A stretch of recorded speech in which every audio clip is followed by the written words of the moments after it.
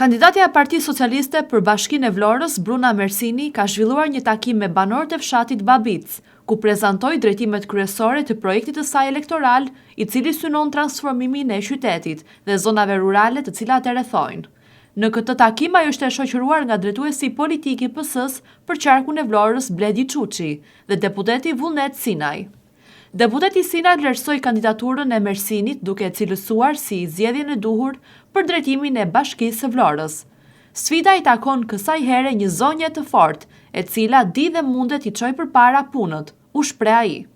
Sot jemi bashkë të gjithë për Brunën, për ta mbështetur, për ta bërë kryetare bashkie të Bashkisë Vlorës, por numrin e deputetëve dhe mbështetjen që na dha Partia Socialiste dhe kryeministri Edi Rama e ka vlerësuar si një përgjegjësi të madhe dhe një detyrim që kemi ne ndaj qytetarëve të qarkut Vlorës dhe këtu të Bashkisë Vlorës. Është një barë mbi shpatullat tona për t'ju kthyer juve besimin me punë. Unë shpreh besim absolut që Bruna do jetë kryetare bashkie, një kandidate për kryetare bashkie që është zonjë, është grua për herë të parë në Bashkinë e Vlorës, ndoshta duket që burrat e kanë bërë punën e vetë dhe këtë radhë sfidat për bashkinë i takojnë një zonë.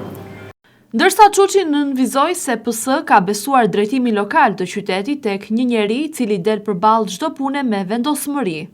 Në krye të bashkisë duhet një person që nuk të riqet përballë sfidave dhe Bruna e ka dëshmuar këtë, tha ai.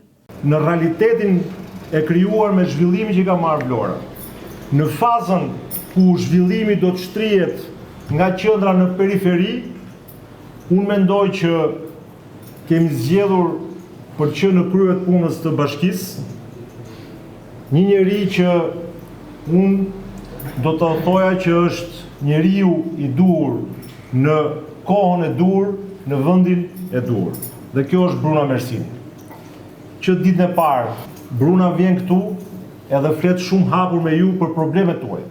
Bruna ashtu siç i ka dalë edhe punëve tjera përballë, pa u trembur, që t'i përfundojmë në cilësinë më të mirë, ashtu ta bëjë këtë gjë me Bashkinë e Vlorës. Në fjalën e saj, Mersini vendosi fokusin tek investimet që prekin drejt për drejt jetën e qytetarëve. Ajo u ndal tek projektet infrastrukturore që tashmë kanë marrë drejtim në Babic, duke përfshirë përmirësimin e rrjetit të energjisë elektrike dhe ujësjellsin. Ka ardhur koha që ai projekti i energjisë elektrike i në stacionit është një projekt që është futur dhe ka filluar faza e parë e projektit. Dhe patjetër që ne nuk kërkojmë fonde ose investime pa pasur projekti. Dhe ai projekti që duket një fjalë thjesht e artikuluar thjesht një projekt, është një punë voluminoze, sepse kërkon edhe ajo kohën e vet në gjithë këtë urbanizimin që ka Vlora.